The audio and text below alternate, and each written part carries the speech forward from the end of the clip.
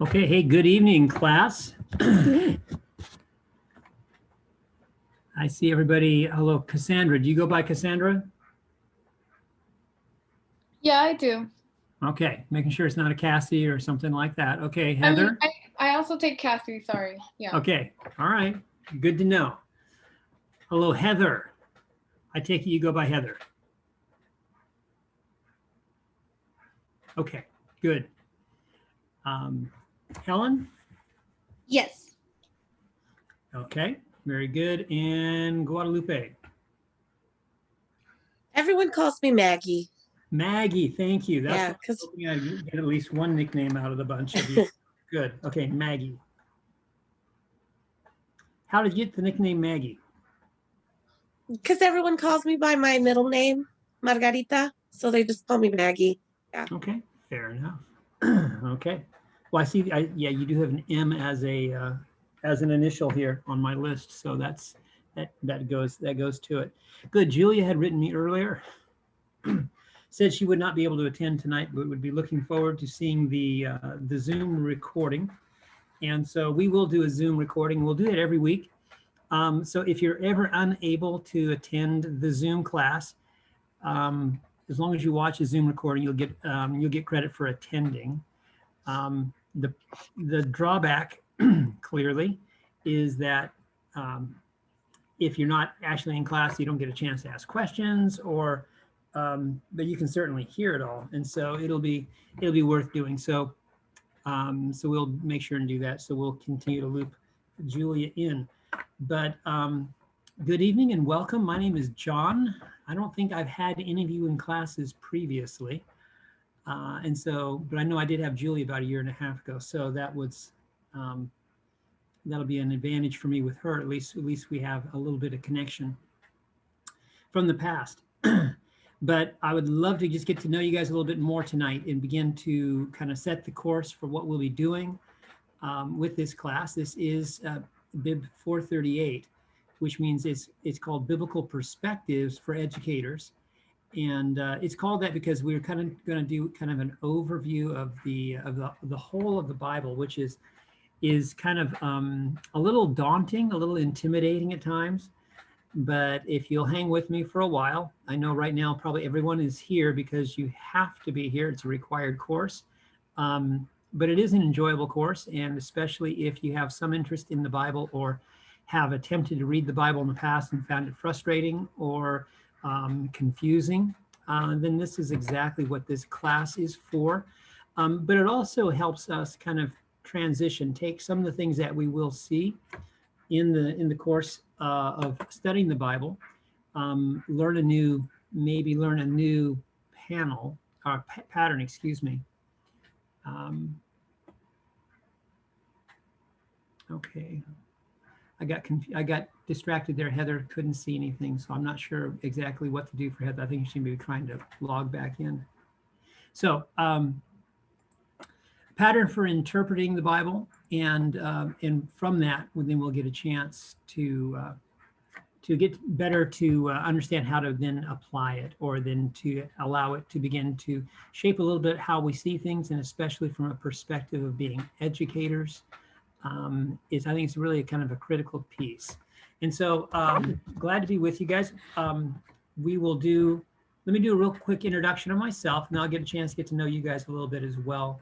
But one of the key things that we will do this week and every week is we'll begin with a little bit of time of prayer, and that prayer time will consist of either things going on in our lives or around us, or anything that you would like to bring, maybe something that you are aware of or struggling with, and you would like others to agree with you and pray for you as well. So we will make sure that's a part of what we do every week. It doesn't take very long, but I think it's really important as we're seeking to build a little bit of community, that that you're being prayed for by others, and not just as we gather in class, but also afterwards. And so we'll make that part of what we do. But I also want to be aware of your cohort practices. And so if you guys have normal routines, by the way, Heather, did you get that all squared away? Are you able to see us? You're still not. Is anyone else not seeing me? No, mine's everybody.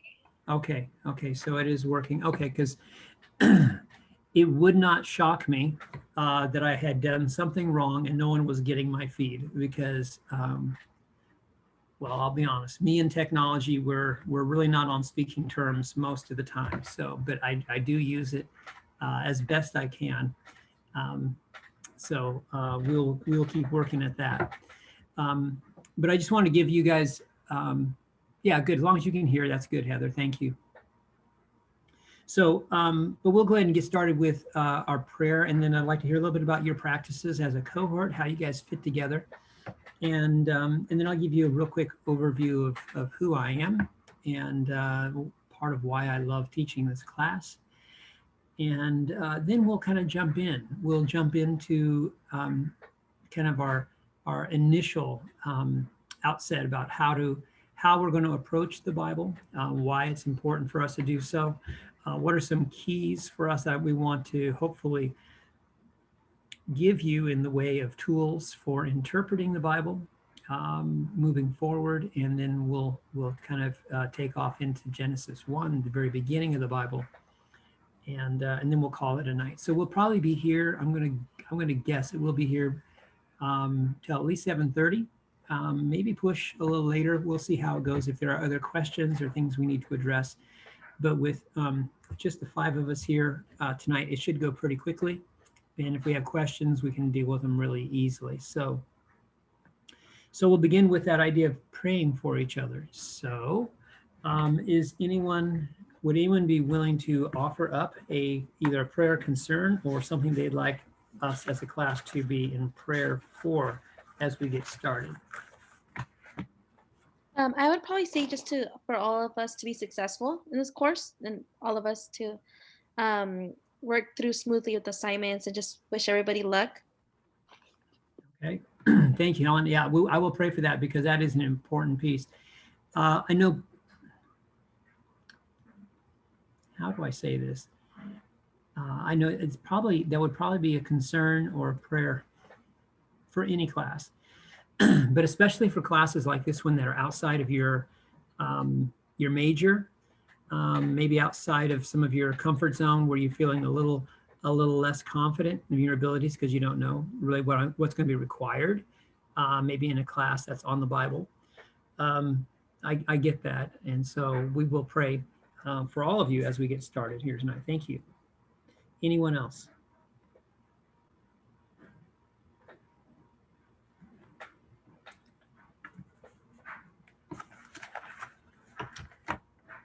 Okay, well, let's do this. Let's go ahead. If you would just take a moment and I will pray for us as we get started. Father, I thank you for this class, for the opportunity for each person in this cohort to engage in a new way with fresh eyes and an open heart to better understand what the Bible is about and what it is about for each of them. I pray for just for the ability to understand, and even if struggle is needed, to be able to overcome and to feel a sense of accomplishment by the time these 6 weeks are over, that not only is the class now behind, but it was a worthwhile time of journeying through together. So Lord, I do pray for all the sense of not knowing because this is unfamiliar territory, or all the sense of anxiousness because it's just the beginning of another class. And we don't know all of what the future holds for these next few weeks. And so we do pray for just all that is needed to be able to get through, to grow together, to learn, and to accomplish this task. So I pray for each one. God, I lift up Cassie and Helen. I want to pray for Maggie and for Heather and also for Julia. God, as we start together for this cohort, that it would be a time of richness and blessing for each one as they go through it together. In Jesus' name I pray. Amen. Okay, well, real quick, before we jump into, now let's jump into your cohort. So being I've gotten a chance now to meet at least 4 of you, are there any normal things that your cohort does? For example, do you guys do devotions? Do you guys pray for each other? Is there kind of an off Zoom connection that you guys keep up to ask questions of one another or encourage each other? How do you guys knit together? Usually, I'm usually the class cohort leader. I usually would make a list of who's going to do prayer each week. Usually we start off the class with a small prayer. So for example, week 1 could be me, or week 2 could be Cassandra. We usually make a list and then we take turns to start off with prayer. Okay, well, Helen, why don't you go ahead and do that, and we'll starting next week. Okay, we'll get all 5 of you on, and that's perfect actually, because that would we'll have 5 sessions beginning next week, and just let me know who is up, and we'll go through that list just so that I can have a good list. If there are other things I can be praying for, I will pray for them not only at night but also in the week that follows. But then give each of you an opportunity, if you would like, to lead and pray for the class. That would be wonderful. That's a great plan. Okay, good. Well, thank you. Thank you, Helen. I'm going to try to start working on names. It is so much harder with Zoom. I mean, I know I have your name up on your picture here, but it still feels like there's a bit of a distance, and I'm really hoping that we can overcome that distance, and yeah, and just make it really a good time for us to be together. So, okay, real quick then, as we move forward, this is a little bit of me. My name is John, again, as I said. I live here in Atwater. I didn't get a chance to find out if any of you live in Atwater. But I usually teach at the Merced Center, and it's kind of my main stomping grounds when it comes to Fresno Pacific. But since we've been online, though we're getting ready to go back to the center here real soon, I know I've had some people from a little farther away in some of our classes. So for those who don't know, again, my name is John. I'm a pastor. That's my full-time gig. My part-time gig is teaching here at FPU. I have a master's degree from a school in Kentucky in Asbury Theological Seminary, and that is my basis of my academic work. But before I went to Asbury and studied to be involved in the ministry, I did my undergraduate work at Fresno State and got my teaching credential. And so whenever I get a chance to do 438s, I get kind of a little extra excited because not only do I have a sense of affinity that I love teaching the Bible, but I also love working with people whose heart is kind of given to that calling of being educators. And so I always feel like I'm in really my comfort zone when I'm working with people like yourselves. And so I'm going to look forward to getting to know you better and seeing how this does translate, not just for the academic exercise of this class, but how it begins to translate and even form some of your visions for how it is that you incorporate this into your classroom settings in interactions with children. So that's part of me. The other part of me is that I have been doing this thing called pastoring for over 30 years. I've been 30 years here I've been 30 years here in Atwater. My gosh, that's a long time. I can look around and I can say probably, Cassie, you're probably not even 30 years old. So yeah, see, there you go. So I've been here like forever. And I've been teaching here at FPU for the last, I believe, 8 years, maybe 9. Teaching this course as well as the BIB 314. Now, I know it's not required that you've taken BIB 314 prior to this class, but if you have, it's good for me to know how many of you have had BIB 314 already. Okay, Heather, good. I have not. You have not? Okay, Maggie. How about you, Helen? Have you had the BIB 314 class yet? Yes, that was the other one, right? The first one, correct? Yes, I've taken it. Okay. So we're half and half. 2 have not. Okay, that's good. I'm going to say that for Helen and Heather, that gives you guys a little bit of a leg up in that you have had some of the basics that we'll be talking about. But I always take a lot of time, especially in the first week or 2 of this class, to lay that foundation so that Cassie and Maggie, you won't feel like you're somehow already behind the game. That wouldn't be fair to you. But that means that Heather and Helen have to listen to some rehashing of stuff. So you guys can't just check out and go to sleep during the class either, okay? So you got to at least stay engaged and help us with some of this. So we'll talk a little bit about what it means for us to move forward. And so I know in that initial response paper that I know some of you have already had a chance to finish and some have not. You know, a couple of questions that came up, you know, what is this class? What am I going to learn in this class? And I think I'd like just to jump in and address that first. Part of what you're going to learn in this class is a little bit about how the Bible is put together for this purpose so that it becomes a little more familiar. You don't have to read every word front to back, but you're going to have a chance to at least understand what's where and how things fit so that in the future when you want to come back to it, you'll have a little better handle on where to find certain things or where to turn if you're looking for something specifically.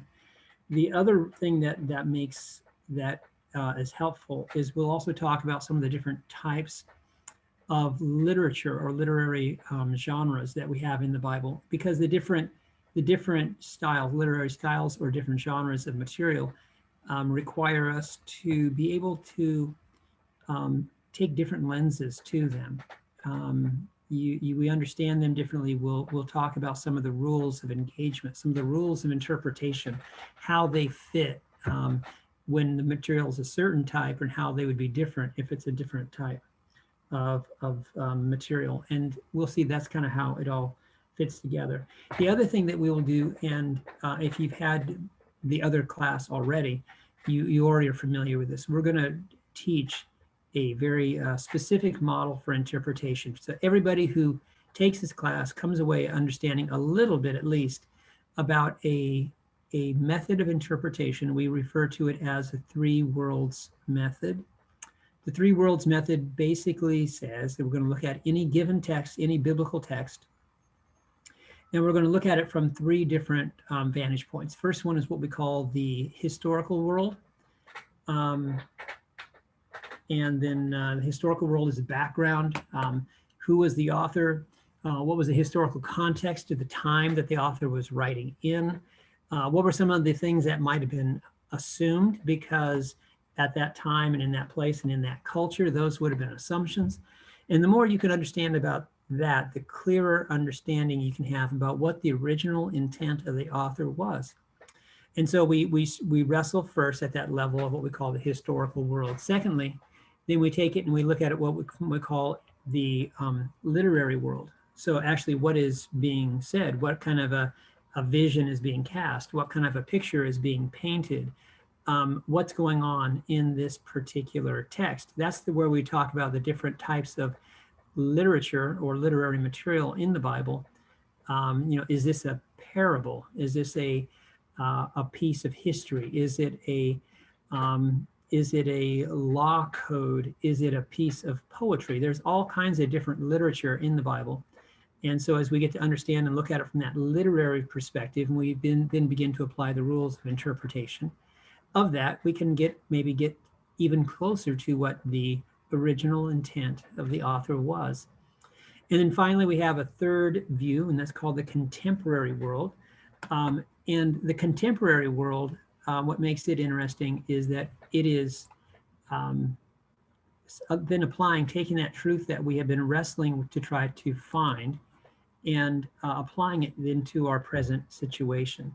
See, if we just jump right from the words on the words of black and white from the pages, and we jump right into our contemporary world, we struggle with, because culture is different and history has changed, and how things are spoken or said may begin to take on a little different meaning.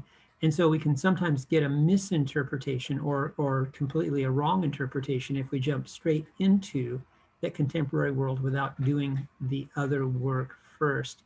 And this makes it a little bit tricky to do Bible interpretation, but it's if our goal is to do so accurately, it's important that we do it. So you can see on the screen there, it says three worlds. We'll talk a little bit more about this when we talk about our textbooks. We'll be looking at a section in one of them that's going to kind of go through this using different words, and I'll point that out to you so we're not confused. But again, these are the three different worlds. The literary world, actually what is the world of the Bible, what is being spoken both inside as well as outside of the text. Historical world, this is kind of the world behind the text.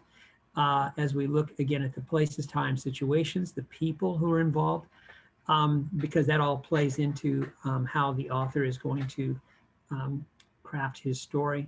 And finally, again, like I said, the contemporary world, which is our world, the world of the reader. And it is here that we bring that meaning then to our world. Challenge, and we'll see this even as we move into the very beginning of the Bible, looking at Genesis 1. Genesis is the first book in the Bible. That's one of the challenges that we face, is that if we go to Genesis 1 with our questions, we may get some wrong answers. If we go to Genesis 1 with simply what is the author trying to tell us, and we let the author do the speaking rather than putting our questions to the author, because the author may not have been even trying to address our questions. And so if we're asking the wrong questions, we will get the wrong answers, and then we'll have a wrong interpretation of what the Bible is trying to say. So, so that three worlds will be the kind of the key piece that we're going to move forward. And if you are new to the Bible courses, that is a new thought to you. If you've had Bib 314, you at least have heard of that terminology. Okay, real quick, previous classes, those who've had other Bible courses, who was your professor for 314? Do you remember their name? Dave Wainwright? Or Oh, Dave Wainscott. Wainscott, Yes. Okay, Yes, Heather. You are the winner tonight because you had Dave Wainscott. That is fantastic. Dave Wainscott, he is a lot of fun, isn't he? Yes. He was.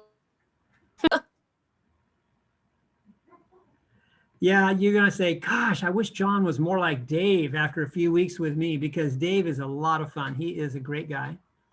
Dave and I go way, way back. I'm going to say Dave and I have known each other for nearly 40 years, if you can believe that. We knew each other when we were both brand new newlyweds, living in, gosh, maybe even before. Did we know Dave? Well, my wife was in the other room. Did we know Dave before we got married? Yeah, I think we did. My gosh. So it's remarkable. And Dave has been pastoring and teaching in Fresno for quite a long time. And in fact, he's the one who kind of introduced Fresno Pacific to me and got me involved. And I thank him for that. But we have a real deep affinity for Dave. So congratulations, Heather. You get the prize. Dave is my favorite. Yeah, he actually, we didn't share it because I graduated before him, but my wife just pointed out that he and his wife, Sonia, she just passed away a couple of years ago. But we spent 3 years at seminary, I told you, in Kentucky. And then as soon as we moved out, Dave and Sonia moved into the very same apartment that we had lived in. So we had that whole connection of back in Fresno and then going to seminary and then coming back to California. So we've got a lot of history, Dave and I. Okay, and let me see. Helen, do you recall the name of your bib prof before?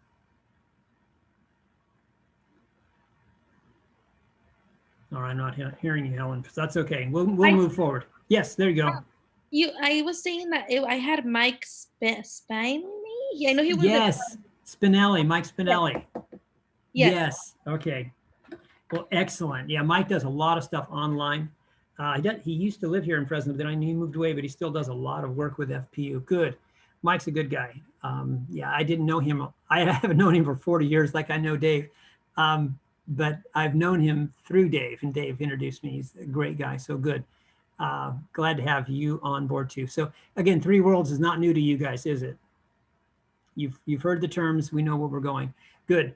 But for everybody else, this would be kind of key for us to understand. That's kind of where we're going to be tracking as we move into this class. So speaking of this class, I want to stop share here and just go back to the bigger screen. We have a number of books that are going to be really critical for us as we begin to move forward. And then I want to talk about a little bit of how this is going. Actually, let me do the flow first. Now I'll talk books. The flow of the week, because we meet on Wednesdays, but the class opens on Mondays and all assignments are due by Sunday night. And then the next section will open the next Monday. I often will open it on Sunday, but you don't need to start looking at it until Monday. But I do want to have it open no later than Monday noon for you to see what is coming up this next week. And of course, as we go along further, I will give you some clues about what is coming, especially when we start getting closer to the signature assignment and how that's going to begin to fit together. So you have more than just that last week to work on that. So I would suggest you just take Monday and Tuesday to kind of get familiar with what's going on. There's a lot of reading in this class, so that's a good time to start digging into some of the textbooks that you have. And as we do forums, because we'll have a lot of forums since we're still kind of half online and half in person.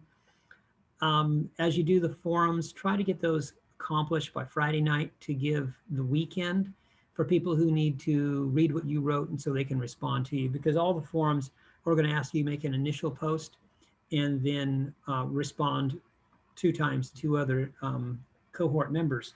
And so if you don't post your initial post until Sunday night, the other cohort members may not have an opportunity to see what you wrote. And maybe what you are writing is going to be part of the key to unlocking a really profound truth for one of your cohort members. And so we ask you try to at least do the forums a couple days early so that others have a chance to interact with you. I find that really does help, since we don't have time in class to break into groups and do much interaction together.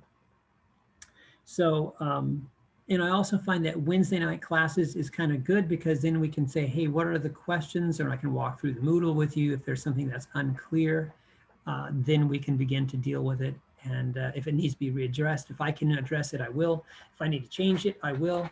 If it's something that just is better clarified now that you've had a chance to see what the question is, and I can answer it for you. Wednesday night works really, really well. So, but I wouldn't wait until Wednesday. Well, you can do what you want, but I would, but there's a lot of reading, there's a lot of stuff. So I would just encourage you to try to find time to keep the balance so you don't ever fall into that trap of being kind of caught behind. So, so for the books, if you've had a Bible class with us before, then you're familiar with this. This is our recommended, in fact, required Bible for the course. It is, we often refer to it as the NOAB, the New Oxford Annotated Bible. What makes it such good for us is that it has a specific version. It's the New Revised Standard Version. That helps us as we're reading it all together. Say we're reading a passage, we'll read a passage tonight. It'll be nice as we read and give other people a chance to read, that if we're in the same version, there's no questions. It's just easier that we're all reading the same thing, hearing the same as what we're reading. The reason we suggest this book, okay, one is to have that specific version, but some of the helps or some of the things that are not necessarily Bible, but they are some explanations. This has been recommended by FPU, so this is probably the best, most standard for us. And so there'll be some introductions and some other things that we will read about various parts of the Bible that will use some of the material that's in this Bible for you. So if you cannot get it, let me know. And as long as we can all read out the same New Revised Standard, that's the most important thing. But there will be some pieces that are important for your study that if you don't actually have this version, then you're going to be missing out. So let me know, but this will be what we talk about when we talk about the Bible. I'll be looking at this red Bible. Now, again, there's a lot of different versions, and probably all of you have other Bibles at home. Maybe you've read other versions, and we'll talk a little bit about that. One of the other books you'll read this week, here it is a book called How to Read the Bible for All It's Worth. And I often refer to this as Fee and Stewart, because it is written by Gordon Fee and Douglas Stewart. So I call it Fee and Stewart, or How to Read the Bible. One of the chapters here, in fact, it's chapter 2, talks about different versions that are out there. And so what are the differences in translations, and why are there different translations of the Bible? And so they do a really good job. We won't spend too much time tonight talking about that unless there's some real specific questions you have. But have a look. Chapter 1 and chapter 2 are two of the chapters we're going to read this week out of this book. And those are both really, really good chapters to introduce kind of this class for us. The first one on the need to interpret and what it means for all of us who are reading the Bible to be able to interpret, because the Bible is an ancient document. And we sometimes hope that it's just going to be easy for us to read, but it's not. And so as we step into that ancient world and look at these various texts, it's important that we have some tools. And so that's what chapter 1's about, the need to interpret. Chapter 2 is about different types of translation, just so we know. how it is that there are different ones. So maybe I'll just take a real quick little break here and ask you, does anyone, okay, so the Bible we're using for this class is the New Revised Standard Version, but there's a lot of different versions or translations, depending on how you want to say it. Who else knows of a translation, or maybe the Bible that you read is not that one? What is the Bible you might read otherwise?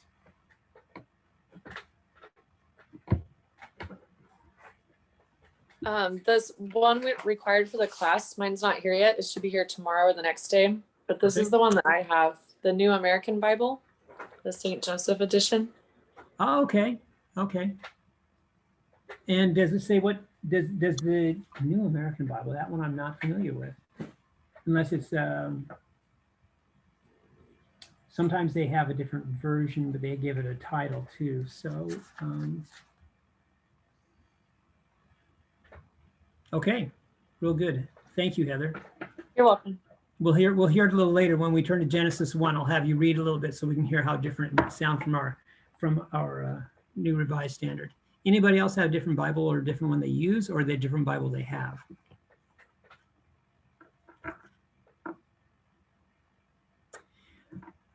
We'll talk about this a little bit more, or you'll read it in chapter 2. I'll just make yourself familiar with the different translations in chapter 2 of Fee and Stewart.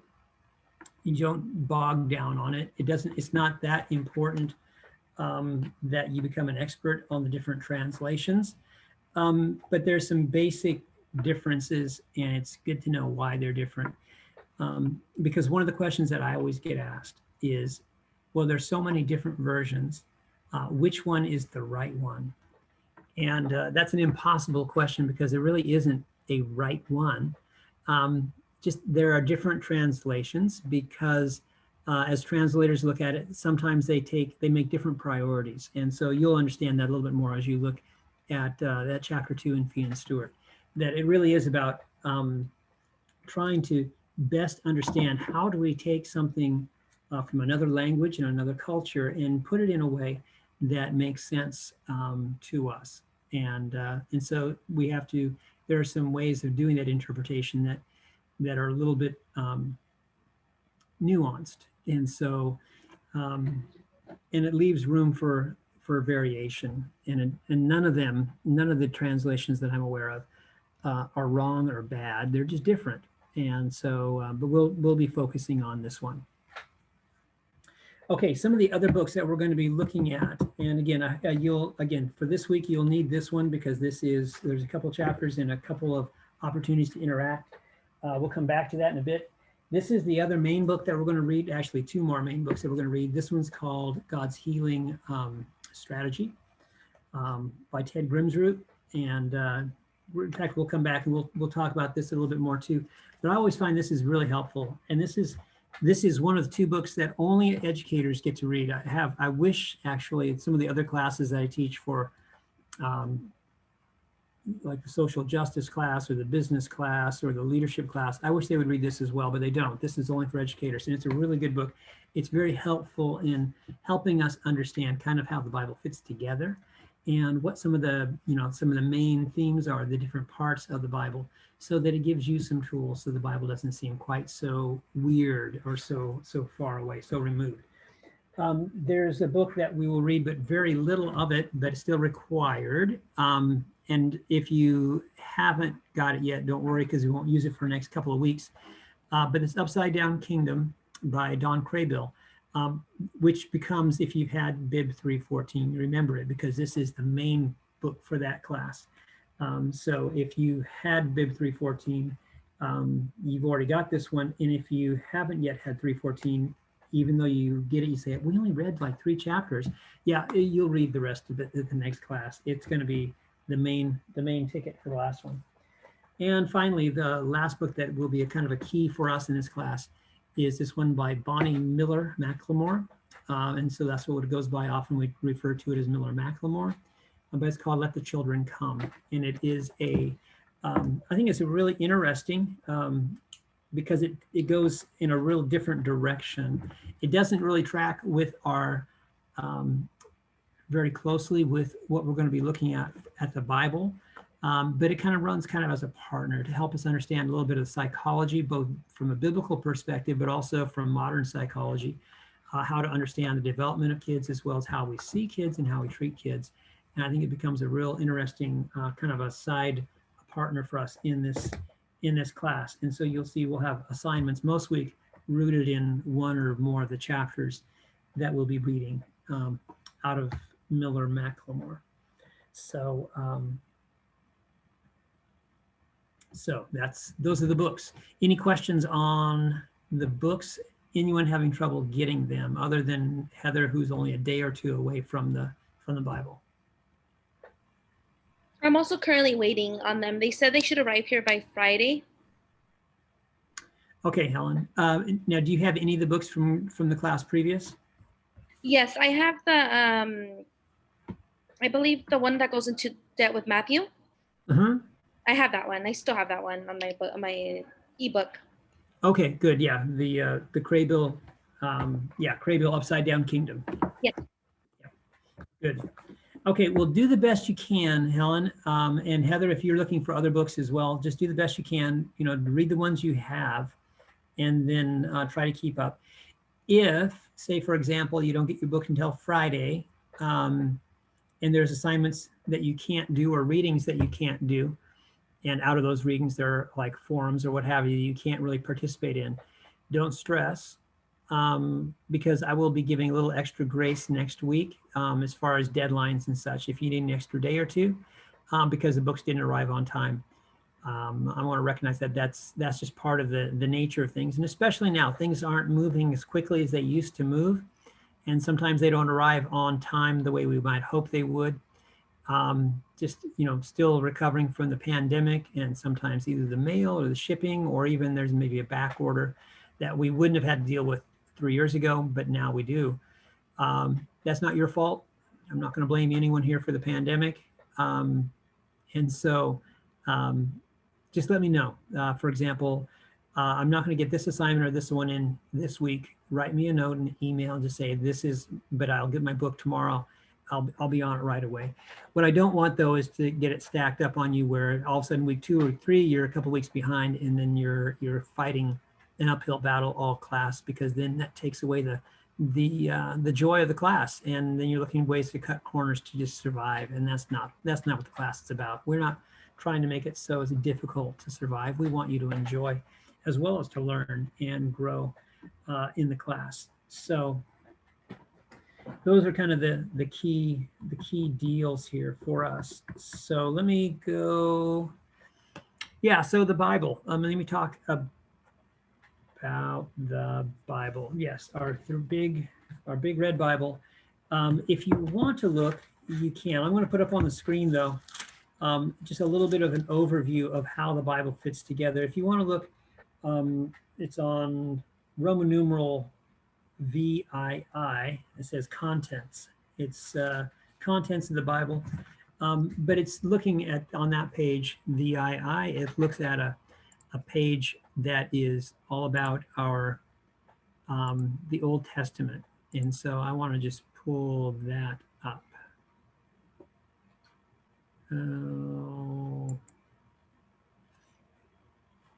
Slideshow, that's what I want. Current, bam. Okay. No, not that one. Let's go to this one. Okay, so on your table of contents in your big red Bible, there's a list of the books of the Old Testament. You'll see that there are 39 different books in the Old Testament. The Old Testament, separate from the New Testament, as just as a basic, this is the older part. It is all that happened before the time of Jesus, which is roughly 2,000 years ago. And some of the old texts in this part of the Bible can go back as much as almost 4,000 years. So they think, from the studies they've done on the ancient texts. So these are really, really old documents, some of them extremely old. Almost all of this was written in the Hebrew language because that was the language of the Jewish people of that time. And so all this comes to us and is interpreted out of Hebrew into our English. And this is also recognized as the sacred text for the Jewish people. They would be what they would refer to as the Tanakh. It is their Bible. Of course, if you are a Christian, then you want to take into account the life of Jesus and the things that happened following that. That would be where the New Testament fits in. So the Old Testament makes up a little bit more than 2/3 of the Bible, and that's where we'll spend a lot of our time on these next few weeks, because we find that for the most part, the Old Testament is far less familiar to most of us as students of it. And so we want to at least give you an overview so it doesn't feel quite so foreign or different. But I point out this page, and you can see it on your table of contents as well, is that the first 5 books, that Genesis, Exodus, Leviticus, Numbers, and Deuteronomy, those are the books that we often refer to by a couple of different names. Sometimes we refer to them as the Pentateuch. If you really want to impress your friends, throw that one around. We're studying the Pentateuch. No, actually don't do that. They will think that you're weird because only people like me say words like that.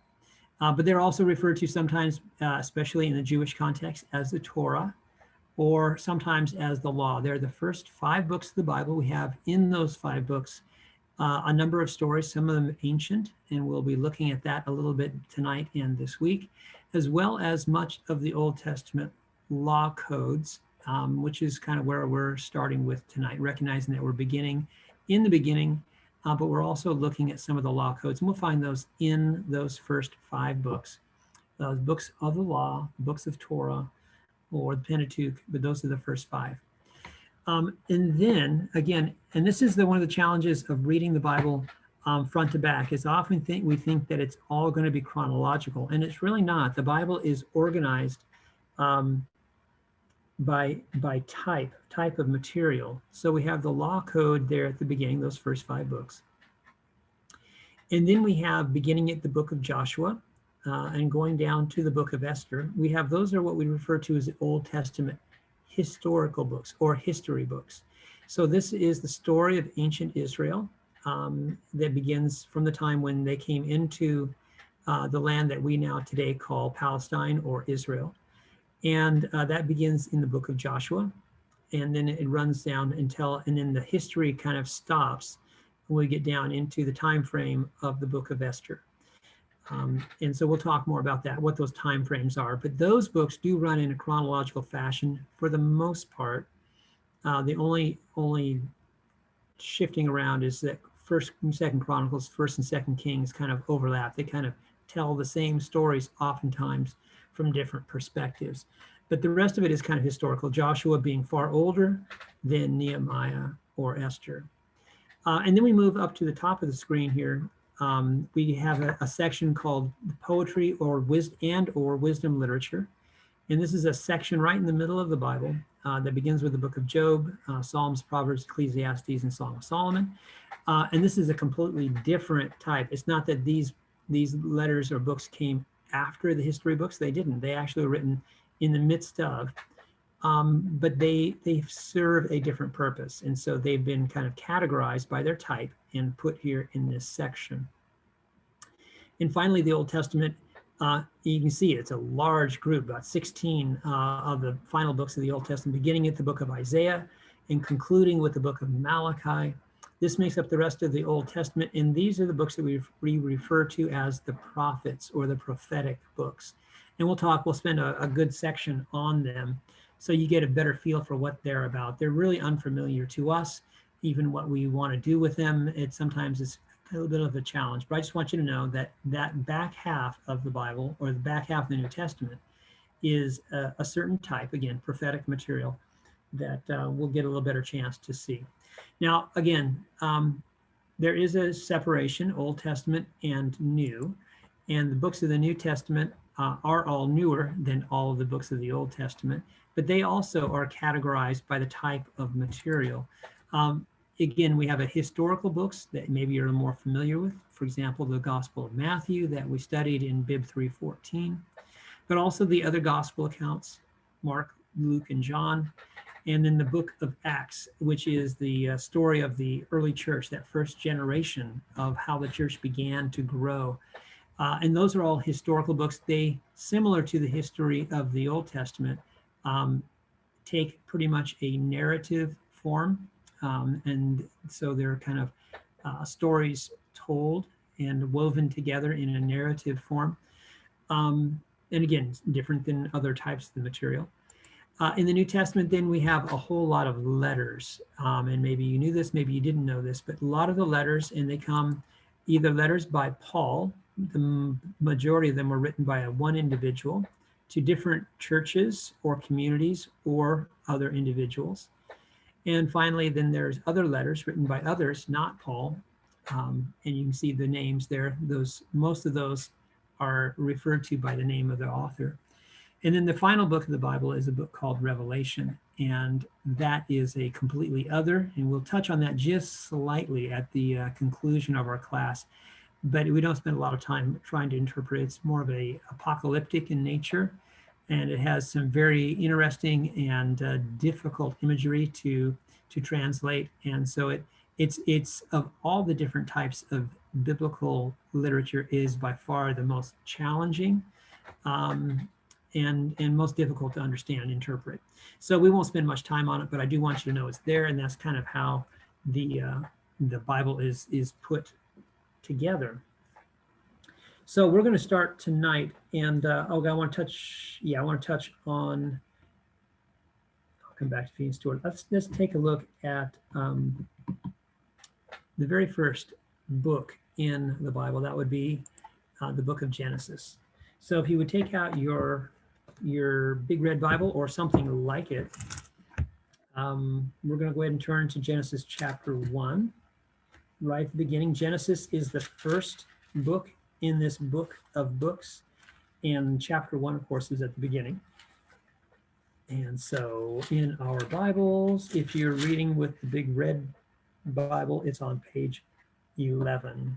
Excuse me just for a second.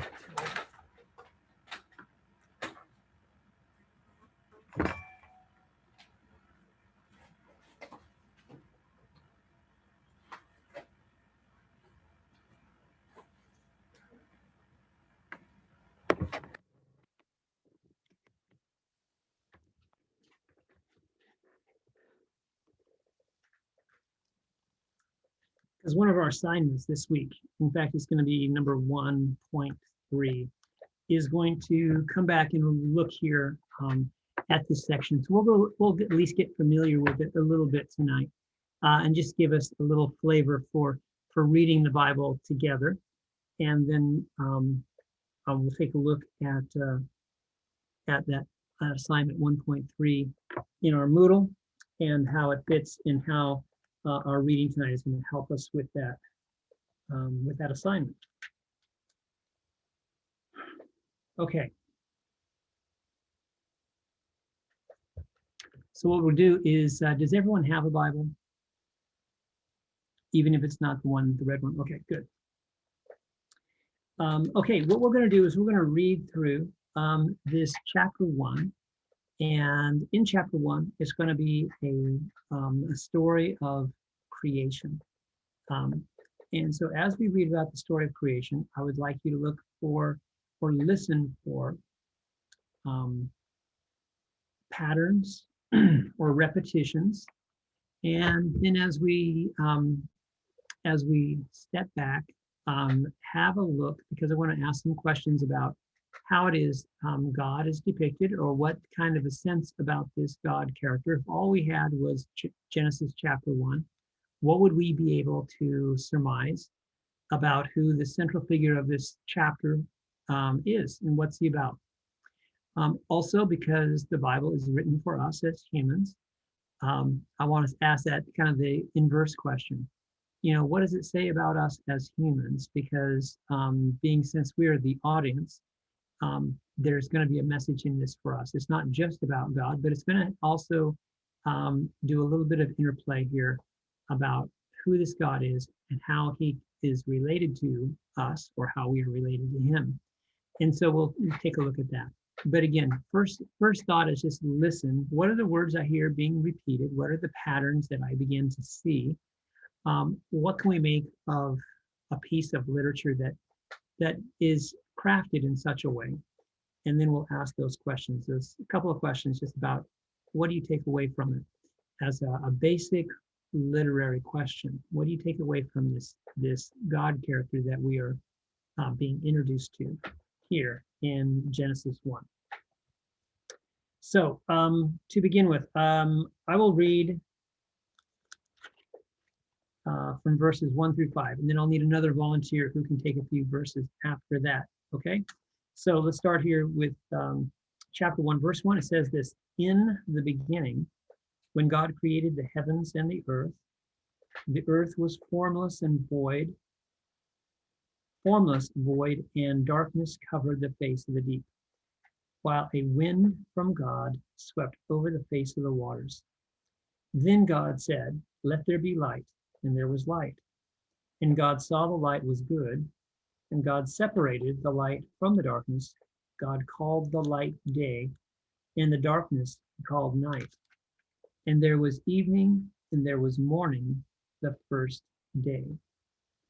Okay, I'll need a volunteer who can read for me verses 6 through 8 and tell us what happens next. Go ahead, Heather, please. Okay, it says, then God said, let there be a dome in the middle of the waters to separate one body of water from the other. And so it happened. God made the dome, and it separated the water above the dome from the water below it. God called the dome the sky. Evening came and morning followed the second day. Good. Okay, now another reader, verses 9 through 13. What's going to happen next? I'll go ahead. Please, thanks. You said 9, right? Through 13? Yes. Mm-hmm. And God said, let the waters under the sky be gathered together into one place, and let the dry land appear. And it was so. God called the dry land earth, and the waters that were gathered together he called seas. And God saw that it was good. Then God said, let the earth put forth vegetation, plants yielding seed, and fruit trees of every kind on the earth that bear fruit with a seed in it. And it was so. The earth brought forth vegetation, plants yielding seed of every kind, and trees of every kind bearing fruit with the seed in it. And God saw that it was good. And there was evening and there was morning the third day. Good, thank you. Okay, next one, we're going to go at from 14 on through 19. Go ahead, Cassie. And God said, let there be lights in the dome of the sky to separate the day from the night, and let them be for signs and for seasons and for days and years, and let them be lights in the dome of the sky to give light upon the earth. And it was so. God made the two great lights, the greater light to rule the day, and the lesser light to rule the night, and the stars. God set them in the dome of the sky to give light upon the earth, to rule over the day and over the night, and to separate the light from the darkness. And God saw that it was good. And there was evening, and there was morning, the fourth day. Good. Okay, thank you, Cassie. Helen, would you read for us 20 through 23? Yes, I currently am not able to access the thing, like to read along, like the story. I don't Yes. have the book. You know the book. And I was Okay. trying to log on to the. Oh, you know, we can fix that. Let me see if I can fix that. Not that I can fix it. I can't give you a Bible right now, but maybe. If I apologize. You're quite all right. Let me see, Genesis 1.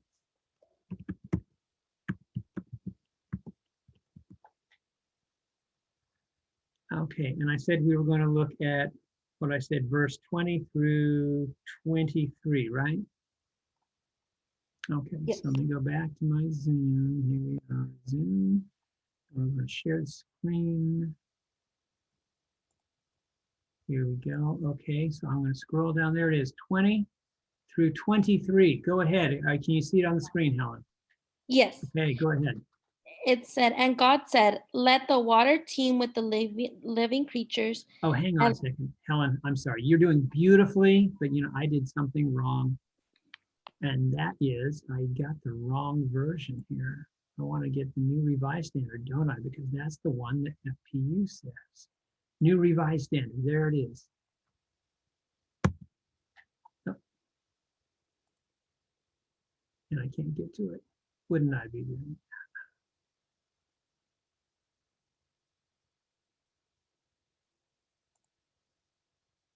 Okay, now, Helen, I'm going to have you read beginning at 20, going through 23. Thank you. And God said, let the waters bring forth swarms of living creatures, and let birds fly above the earth across the dome of the sky. So God created the great sea monsters and every living creature that moves, of every kind with which the water swarms, and every winged bird of every kind. And God saw that it was good. God blessed them, saying, be fruitful and multiply, and fill the waters of the sea, and let the birds multiply on the earth. And there was evening and there was morning, the fifth day. Good. Okay, I need someone who can read for me the 6th day. Someone who wants, I can't give extra credit tonight, but please, I would love a volunteer to take number 24. And number 24 is going to wrap up. This is the long one. This is the one that goes all the way through 31. So 24 to 31. I can go. So do I start on 26, correct? Because I finished up to 20. Oh, 20. you finished 20. Yeah. Okay. It said, then God said, let us make humankind in our image, according to our likeness, and let them have dominion over the fish of the sea, and over the birds of the air, and over the cattle, and over all of the wild animals of the earth, and over every creeping thing that creeps upon the earth. So God created humankind in his image. In the image of God, he created them, male and female, he created them. God blessed them, and God said to them, be fruitful and multiply and fill the earth and subdue it, and have dominion over the fish of the sea and over the birds of the air and over every living thing that moves upon the earth. God said, see, I have given you every plant yielding seed that is upon the face of the earth, and every tree with seed in its fruit. You shall have them for food, and to every beast of the earth, and to every bird in the air, and to everything that creeps on earth, everything that has the breath of life. I have given every green plant for food.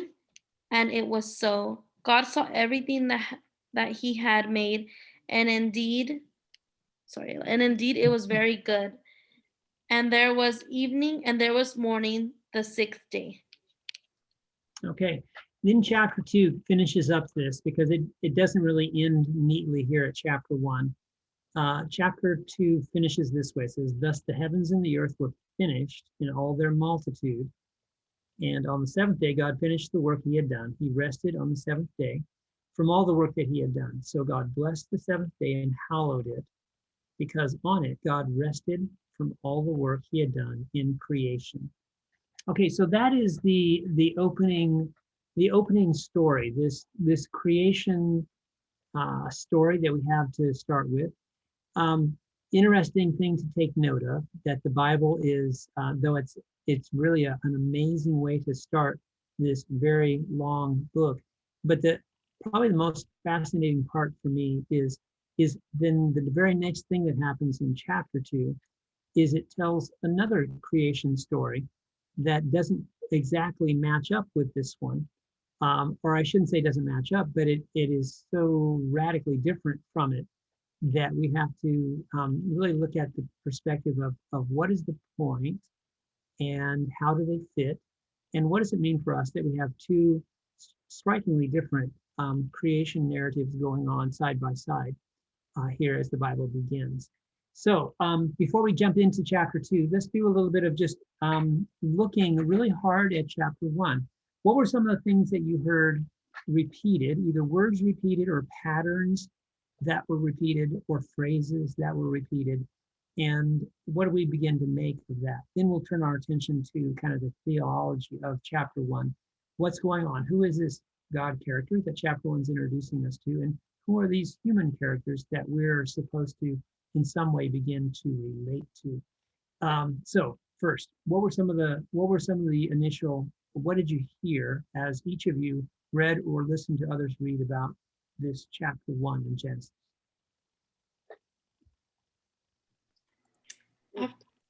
Sorry, go ahead. I was just gonna say, it was repeated, let there be light. That was a continuous thing that I noticed. Yeah, it would be interesting to go back, Heather, and count how many times let there whatever, that this is just, that is a repeated theme over and over and over and over again. Okay, good. Anybody else? Something else that you heard repeated, or a pattern that begins to emerge? After every creation, and at the end of each day, it would say, and God saw that it was good. Okay, good. That's a good catch. Yeah, there is something, and that's going to be a repeated theme. And with that repetition, both what Heather, you pointed out, the idea of there is a speaking something into being, let there be, and this idea of its goodness are important themes that I think are repeated for a purpose, not just because maybe that's the way it was, but also because that repetition is trying to drive something very important home. Good. Okay, what else did you guys hear? What else did you see? Helen or Maggie, did you see anything that stood out as a repetition?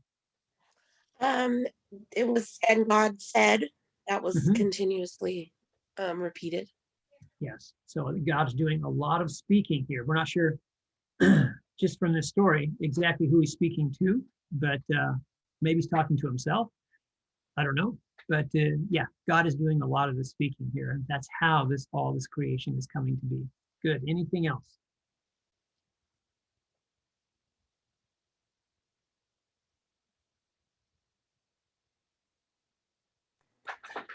There's kind of like rules in the sense of, like, it says, be fertile and multiply, fill the earth and subdue it, have dominion over the fish of the sea, the birds of the air. So it kind of feels like a rule book kind of for us. Yeah. Yeah. Well, I think that's where we're going to get that when we move into that second question, Heather. Where do we connect into this? And yeah, we see there is some purpose, or there's something there that there is a playbook here that we are to be following, and it's really clear, especially in that day 6 where humanity is being crafted and placed in the midst of this created order. But he does so too, to a lesser extent. He does that even with the animals, doesn't he? It's this idea of they're there. He doesn't tell them what to do, but there's almost an implication that they are also going to be being fruitful and multiply. It only says it for the humanity, but it's an interesting piece there that clearly animals are going to do the same type of procreating and filling the oceans and the land and the skies with other creatures of their kinds. Interesting, I think, is another little side note, is that at the end of each section, he concludes it by noting what day it is. But he does it in a weird way, because I never think of it this way, that there was evening and there was morning, the whichever day. If I was writing this, because I'm not nearly as clever as the author of Genesis 1, I would say there was morning, and then we got to the end of the day and it was evening. But for some reason, he says there was evening and there was morning the next day, or that day is completed. And it has a little bit to do with maybe Hebrew way of seeing and marking days. We separate our days kind of in a weird time, don't we? We separate at midnight, whereas the Hebrew would mark their day at sundown, and so this would be a little bit of an old way of phrasing things, but it's still part of the text, and so we see that it rolls right in there: the evening and then morning, the fourth day, the fifth day, the sixth day. Okay, well, before we go to our theology questions real quick, then tell me this. When you hear something that has this much repetition and this much of a kind of a repeated pattern, what types of literature, when we think of patterns that repeat like this, what kind of literature in our minds do that?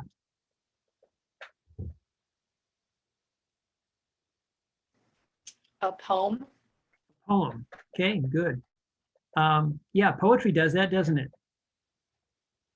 You know, the and maybe it's because it is a poem also, but I always look back and remember my days fondly of reading like Dr. Seuss and what have you, and some of the clever phrasing, but the repetition that often would come along, and that makes it all the more memorable, doesn't it? And kids pick up on that real quick. But I think this too is written for a purpose like that. And I think it is a poem. I think that's exactly what it is. That yeah, there are truths tucked away in here, but it's not written like a historical science textbook. It's written like a poem. And anytime you're reading a poem, there's different rules for interpreting that poem, isn't there? So how do we understand what's going on here? And that's where it's moving into. What is kind of, how is God pictured in this poem, this creation poem to begin with? How is God depicted? And then we'll come around to question 2. How are we? Where do we find our place? Where do we connect? So anyone, how is God depicted? You can give me a couple of different ways of looking at God here. What did you take away about him? That he's a very powerful being. Mm-hmm. That would be an important takeaway, wouldn't it? Good. Yeah. I think the author of this poem, again, we come with different questions to how things came to be. But I think the author of this poem wanted a few really critical things to be clear to those who would read. And one of them, I think you're exactly right, that this God that we're talking about is very powerful. There's a few other things too, but go ahead. That's good. Good start. Anything else? I would say like he knows exactly what he's doing and exactly what he wants, lays it all out. Okay. Yeah, this wasn't very haphazard, was it? It wasn't like me on my day off where I kind of move from one thing to another. They're not related at all. I get nothing done because, you know, I'm just kind of scurrying about going this way or that. You know, there's a real distinct flow and pattern plan, and it's very orderly, isn't it? Good. Okay, so we can say that about this God character as well. Anybody else? Something else you picked up and said, this is kind of, if I were to just kind of take a big picture question, you know, or a big picture how he's painting this poem for me, what am I taking away?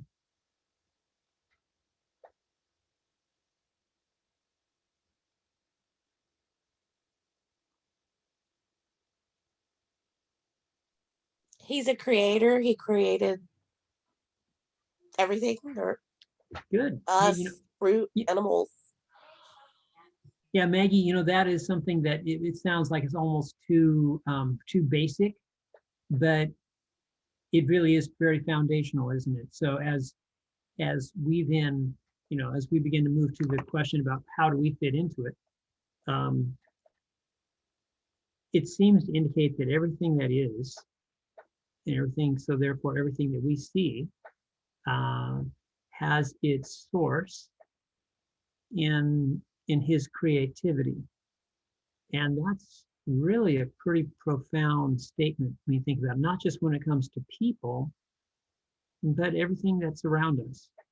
You know, everything that we see that we're amazed by, or even things that we see so much that we take them for granted. They are an expression of God's creativity and his provision in a way that is really very remarkable. I think this poem is intended to do that, to kind of get us to say, wow, wow, that's amazing.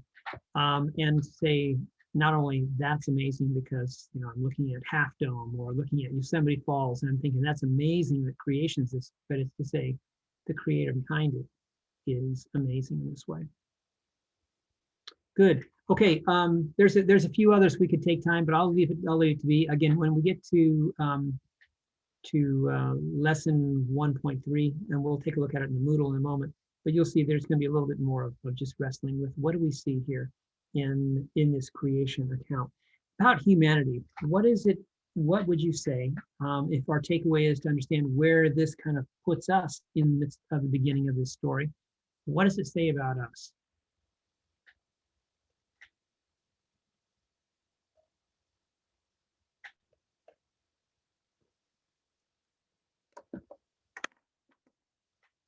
That's a harder question, isn't it?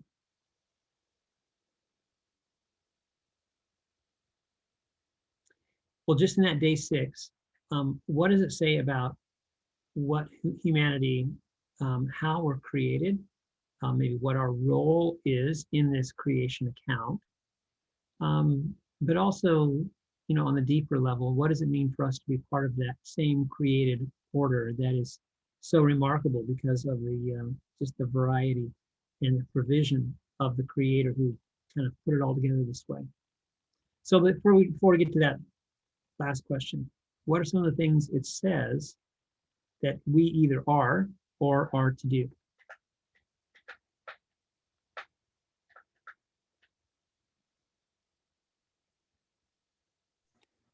My takeaway is it's for us to take care of everything. Like God was the one that created it and put it all out there, and it's up to us to take care of it from there. Yeah, thank you, Heather. I think that is one of the major takeaways, that we do have a role here, don't we? Yeah, we are to be impressed. We are to be in awe of the creation around us, but we are also to be now, we are put in charge. That word dominion in this particular version, there are different words that are used here for this, but there is a purpose for us, and it is to care for this amazing creation that God has surrounded us with. And so again, this is kind of odd. If you think that this was a story that was written down maybe 4,000 years ago, and it might have existed for, who knows, hundreds, maybe a couple thousand years previous in an oral form. It's pretty remarkable that people that ancient, who were, just bent on the need to survive, would begin to see their role primarily not as just agents seeking to survive, but would see their role as being primary caretakers for the creator of the creation he has placed us in. And that becomes a real contemporary reading of it, but it's true. That's how it's kind of rendered, that we have a purpose here. And maybe now in the 21st century, we think of that in a more ecological friendly terminology.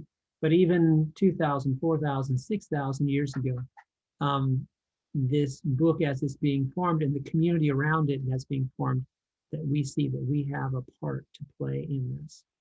And it's pretty remarkable. Okay, what else? How are we created? Not only for what are we created, but how are we created?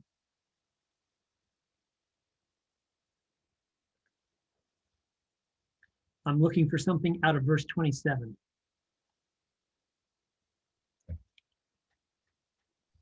God created us.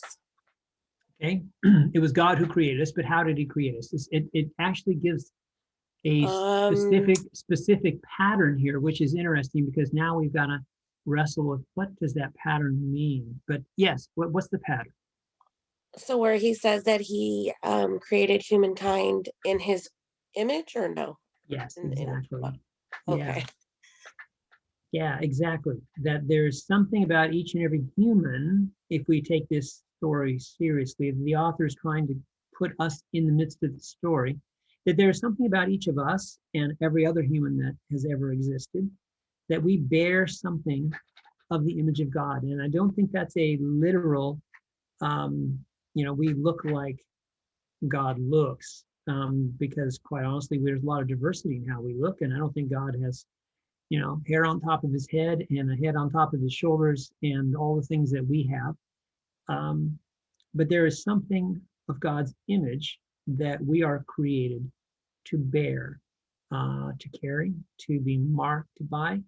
And that's something that's going to kind of play out in this week and then, of course, in the weeks ahead. What does it mean for us to be image of God bearers, and how does that change how we see ourselves and those around us? Becomes very, I think, very instructive to us about how we interact with others, and especially as educators, it means when we are dealing with a classroom of little unrulies,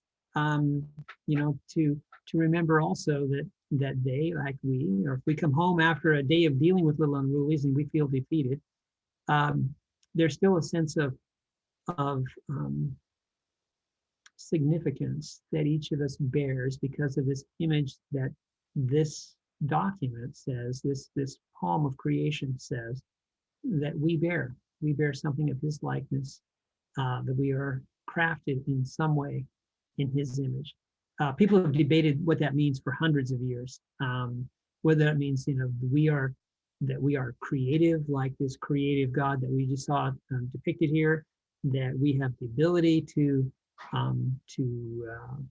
create worlds in a way similar to what we see as creation. I think it's something far deeper than that, but it really has to do with who we are as people, and that's why I think it stays right here at the beginning of this creation poem, and that's where we begin to be able to see God a little more clearly, and also to see ourselves and other humans around us a little more clearly. So tell you what, I'm going to just let you know, you'll read later this week, you will also read chapter 2, which is, again, that other creation narrative. It's going to be strikingly different. You're not going to see the order. You're not going to see the repetition. It doesn't have those poem features. It feels like a story. It's more of a narrative as it begins to go. And it has a different order. Instead of starting with light and dark, we catch kind of mid-story. There's already a garden crafted, and God brings humanity and places them in the midst of this garden. And so it's quite different in its form, but the point is going to be very similar. But we'll see that God is kind of depicted a little differently. He's a little more human, a little more interactive. And humanity's crafted just a little bit differently. They are full of joy and potential, but also flaws. And so we'll see that kind of played out as we move forward into chapters 2 and 3. And then you'll read that again this week as part of your lesson. So I'll leave that there for you. Otherwise, we could stay here listening to me talk, and that's not always the most fun. Okay, so what I'd like to do now is just take a look at one of the things from our Moodle. Let me go. I messed that up. Okay, so go to my share screen. Go to my Moodle. Oh, look at that face. Oh my goodness. Okay. So for this week, if you haven't yet had a chance to do it, please take a look at this little short video. It talks about how we're going to be starting our study, our adventure in the Bible over these next 6 weeks at the very beginning of the Bible, and talk about kind of where we're going and how we're going to get there to the end of our 6 weeks together. Couple of little things we've written up, tried to help make this understandable. And so again, so we begin this little exercise. I mentioned it earlier. 1.1 is a couple of questions about what has been your experience in understanding the Bible. If you haven't yet done it, no worries. But maybe do it tonight. Just give me a little chance to understand a little of who you are and how it is, or from where it is you're approaching the Bible as we begin. Then we're going to just begin talking about interpretation. So we want to read the first 2 chapters of Fee and Stewart, as I said earlier, and then do a journal entry. So again, if we can do that by Friday, that would be helpful. But again, in the Fee and Stewart, and especially in the, let's see what, in fact, let me do this with you. I have my white glasses on here. In Fee and Stewart. If you have Fee and Stewart, if you don't, then just maybe take notes. On page 27, Fee and Stewart talks about the 3 worlds model for interpretation. And so as you're doing this, it's in chapter 1, so it's part of your reading, but I just want to highlight a couple things so that as you're reading through, you catch some of the nuance here. That he's talking about the same thing that we talked about earlier with the 3 worlds model, but he uses different terms. And so I just want to identify that so you don't get confused or think he's talking about something else. The first task, and you see at the bottom of page 27, it says the first task is something called exegesis. It's a big, fancy Bible interpretation word. Exegesis basically means, at least in the way that Fee and Stewart use it, the historical world lens of a 3 world model. It is looking at the historical task. It is looking at trying to discern what the original intention of the author was in its original historical context as best we can do. And so that's what he calls exegesis, or the that historical context. The second half of that, and you'll see this when you get to page 30 and then 31, is that there are 2 parts of it. First is, of course, the historical context. And the second part is what Fee and Stewart refer to as the literary context. And for you and me, we would say that's actually the second lens. That would be the literary world that we're talking about. So when you read historical context here on page 30, or read about literary context on page 31 and 32, those are the first 2 worlds that we look at when we're understanding the 3 world model. So that's, again, just kind of repetition for you a little bit. And the final piece of the 3 worlds model is getting to that contemporary world view.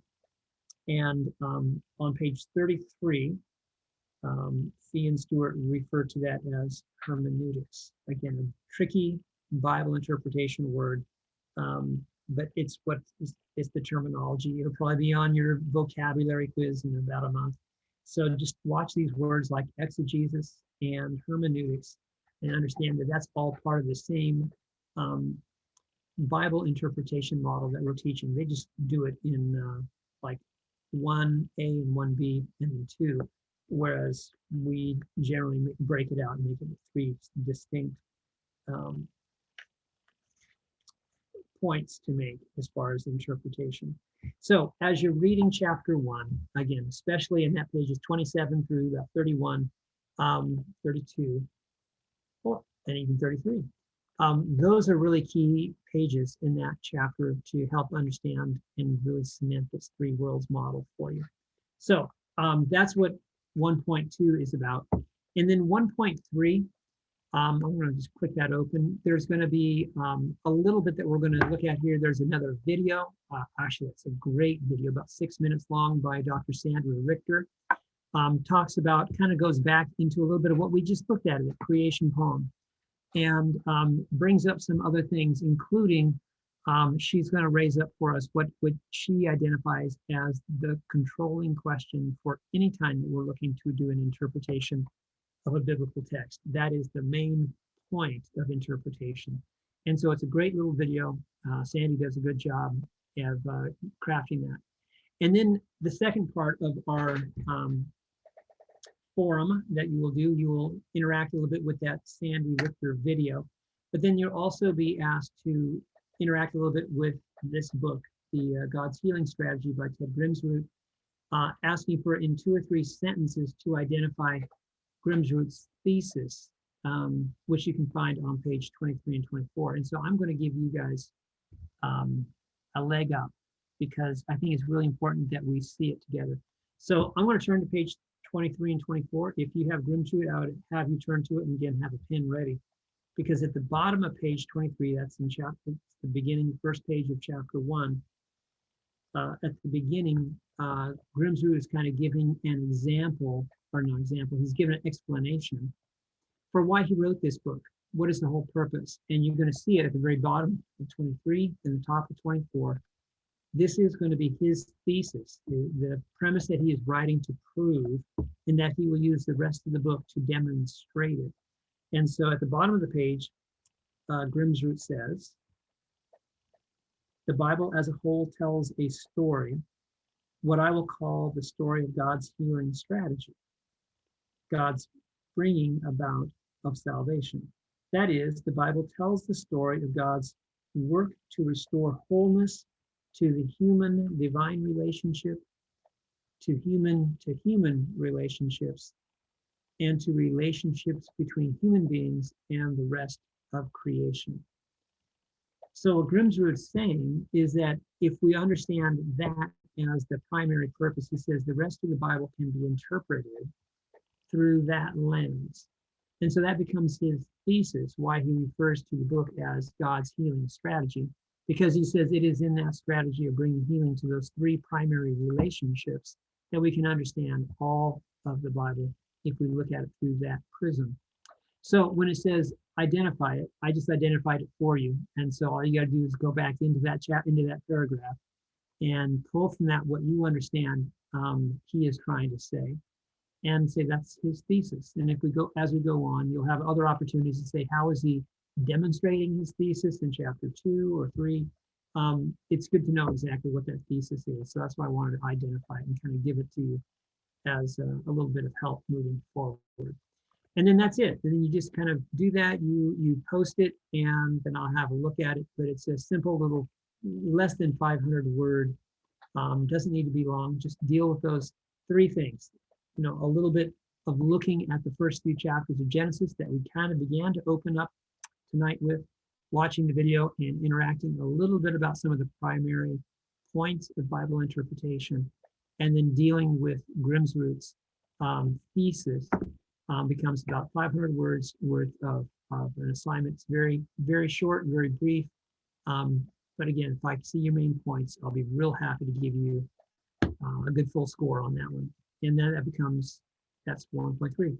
So you can see that a lot of these are going to kind of work us through things that are going to bring a number of these items together, both books, your own reading of the Bible, as well as others in a couple of videos here and there that will have to kind of help integrate and guide us through a better understanding of really what's going on in the Bible as we get it started. Two final pieces real quick. You'll see down at 1.5, we see that there's going to be after reading the chapter Miller-Macklemore, about 20 pages long, just talking about some of the way that the world around us depicts children. So we're looking for images, and you'll be uploading some images, 2 of them, about how the media kind of depicts children and what that depiction means. So you'll understand it better when you see the prompt for the course. But again, that's going to come after you've had a chance to read the Miller-Macklemore.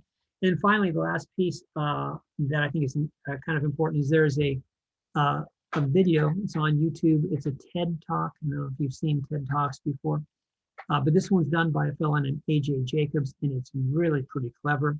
Again, looking at this opening part of the Bible as part of God's law codes and such, Jacobs does a pretty interesting way of saying, I tried to follow all the rules, all the laws in the Old Testament for a year. And they're pretty funny because some of them trying to make them translate into our present day is a bit of a trick.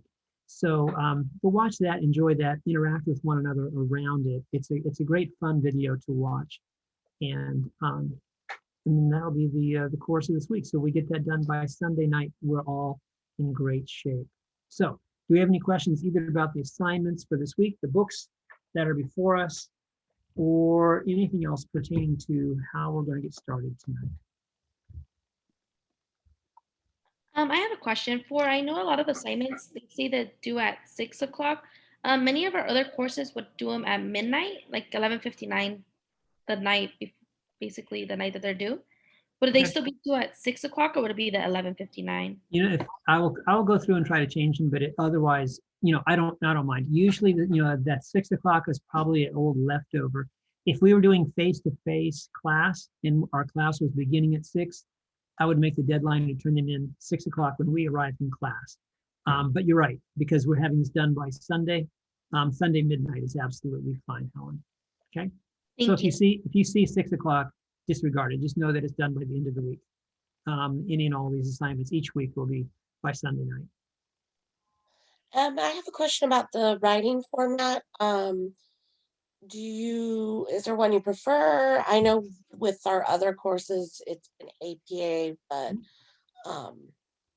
I just wanted to get that clarified. Yeah, absolutely. And yeah, when it comes to assignments that we have, you know, major ones, I'm going to require you to use the APA formatting.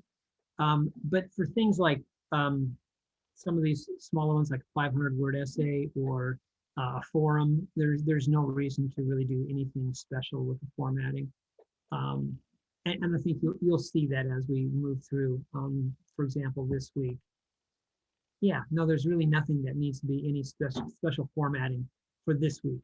But yeah, as we move through the class, we'll see a number of assignments that are going to require some of the APA formatting. I'll make sure that we'll talk that through before we do it. Okay, thank you. You're welcome. Okay. Well, anything else? I should probably look at my notes and see if there are other things I meant to tell you. And of course, there probably are, and I'll probably get offline and I'll say, oh, but I forgot this. If that's the case, I will write you an email and say, oh my gosh, I left something very important out. And so I invite you to do the same. If you get offline and you say, oh my gosh, I should have asked this and I had the chance and I didn't, shoot me an email. I'll be trying to check. I'm going to try to check every day, but quite honestly, sometimes there are some days because of other busy things in life. I don't do it every day, but I do try to watch my email. So if you've got questions, just hit me when you're thinking about it. That way I can get back to you as soon as I can, and we'll keep your week moving forward so we don't let things kind of dangle too long. Okay? Great. Okay. Then I'm going to suggest that we call this a night. Like I say, this is, yeah, it's about right. We would have, you know, I don't think we'll ever go more than 8 o'clock. I doubt we'll ever get away with too much less than 7:30. This is kind of going to be our normal, because I like to try to interact as much as I can with the Zoom to give you a little bit of instruction that goes along with it. We try to move away from just being fully online, even though we can't be together face-to-face for all of it. And so we don't want to spend all 4 hours on Zoom, but this seems to work pretty well. But if we need more time, we'll kind of figure that out as we go. Okay, so if there's nothing else, I'll say good night. Have a great first week, and do get that 1.1 in. If you can do it tonight, that'd be ideal. I can read it over, and while I'm getting the recording posted for the Zoom, I can be reading your responses and kind of see where we are all at. Okay. Okay. Awesome. Well, thanks. Have a great week, you guys. Thank Thank you. you. Good night. You're welcome. Thank you. Good night, everyone. Good night. Good night.